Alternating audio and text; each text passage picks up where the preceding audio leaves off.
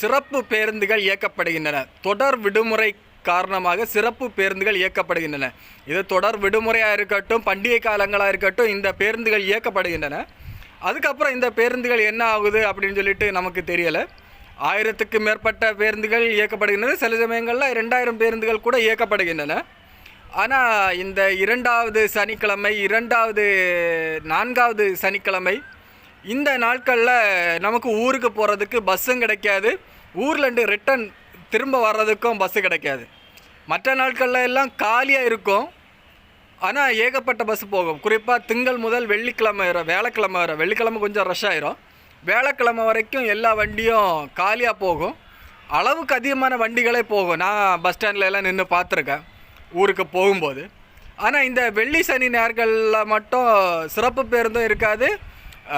பொதுவாக வர பேருந்துகளே அதிகம் வராது. இதை நம்ம அங்கே இருக்கவங்கள்ட்ட கேட்டாச்சுனங்கி வண்டி வரும்ப்பா, வர வண்டியில் ஏறிப்போ அப்படின்னு சொல்லுவாங்க.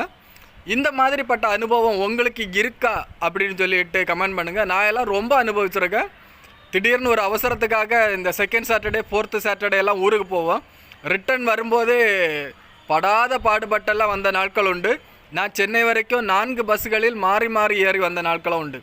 ஒரே பேருந்து நாகர்கோவில் டு சென்னைக்கு ஒரே பேருந்தில் வராமல் மதுரை, திருச்சி இந்த மாதிரி துண்டாவெல்லாம் ஏறி வந்த நாட்கள் உண்டு. உங்களுக்கு இந்த அனுபவம் இருக்கா அப்படின்னு சொல்லிட்டு கமெண்டில் சொல்லுங்கள். சிறப்பு பேருந்துகள் வரவேற்கத்தக்க ஒன்று.